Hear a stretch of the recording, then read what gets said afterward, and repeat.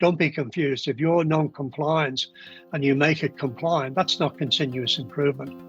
That's just rectification to compliance where you should be.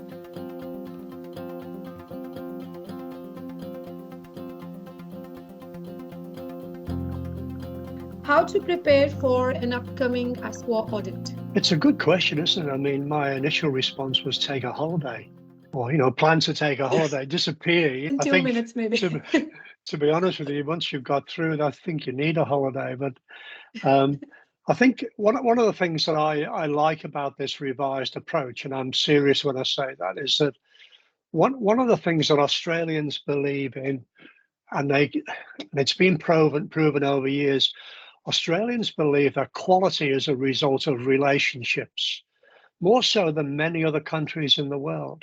So when I look at this approach, I can see in it that real opportunity for the RTO and the auditor, or the assessor as they call them now, to start to develop a relationship. And that's a professional relationship that gets people to be able to work in an honest and a trusting way. So I like this new approach. When you think about why you're going to be audited, it's either because you've put a question in, or you've put a renewal of registration, you've applied to add to your scope, there's been complaints received that ASQA want to get to the bottom of, or it could be to do with ASQA's current risk profiles. And those risk profiles change every year. And again, on their website at the moment, there's a series of their risk profiles that might surprise you with some of those. And again, we'll include a link to those so you can have a look at, because we're not going to be talking about risk specifically today. So you're going to be audited for one of those reasons. In the previous approach, what used to happen is you used to be told of the audit, you'd organize a date for it to happen, and then the auditor would turn up.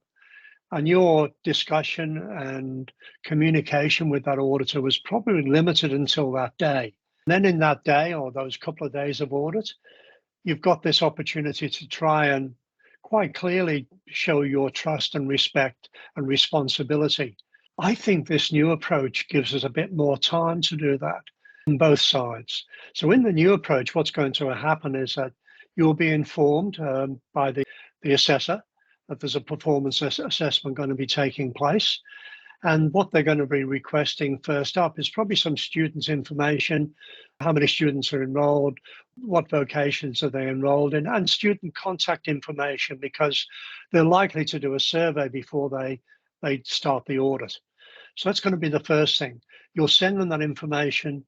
They'll then conduct an opening meeting with the CEO. And the CEO at that meeting has such an important role. ASQA quite clearly over the last few years has been reminding us of how important it is that they can see the commitment that the CEO has to the RTO. We know that because we work in the RTO. They don't know that, and so they get to know that commitment through that conversation. So in the opening meeting, they're talking about the approach to audit. They'll be talking about any other information that they require, and they're likely to request other information. And that's going to be possibly policies and procedures, and they're going to be looking at these before they conduct the audit. So they'll possibly request policies and procedures. My experience is they'll always be looking for training assessment strategies. They may look for photographs of the premises. They'll want to see some student files, enrollment forms, completed assessments, and trainer and assessor records. So there's a fair few things that they'll want to have a look at. They'll be, that information will be given to you after the opening meeting. You will then respond. They'll review that.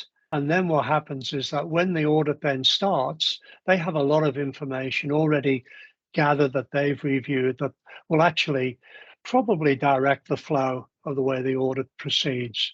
Once the audit has proceeded, and that again will depend on the scope. I think, classically and traditionally, it was always a couple of training products and a couple of units of competency. I think these days they're looking at more than that, and it'll be based on how big your scope is. The audit will proceed, not too much different from previously. It could be face-to-face or it could be virtual. There are advantages and disadvantages of both. If I'm your consultant and I'm at the audit and I kick you under the table because you you're giving some information that maybe you shouldn't at this stage. That could be picked up if it was face-to-face. It's unlikely to be picked up in a virtual one until they see the look on your face when I hit you in the shins. So there are advantages and disadvantages. I don't mind the virtual audits. I think what it does, it gives both parties an opportunity to break, where the auditor might say, okay, let's take a break for 15 minutes when I'll come back with some more questions about whatever.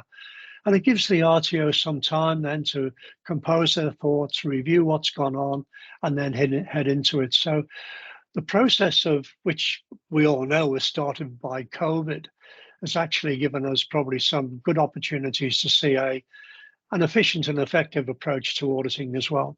So once they've conducted the audit, they're going to prepare a performance assessment report, which will be analysis of what they've found. And in that, and a little bit like Ben said before, they'll give time to reply. And one of those aspects of reply will be the completion of an agreement to rectify an ATR if you choose that path. They'll also quite clearly show you what the intentions are. Whether there's an intent to cancel registration, whether there's an intent to reduce scope or whatever, they'll make it quite clear on what their intention is. And that helps us to respond to what we will next. So that's the new approach. And I think the key thing in that I like is that it gives more time for the relationship to develop from both sides. It gives us more time with the ATR to consider the rectification approach we're going to use. And also, more importantly, it gives us a really good idea to focus on cause-effect analysis. Why are we in this situation? What have we done to stuff it off? I think that's a really good thing. It gets us to think about not just rectifying this, which is not continuous improvement. Don't be confused. If you're non-compliant and you make it compliant, that's not continuous improvement. That's just rectification to compliance where you should be.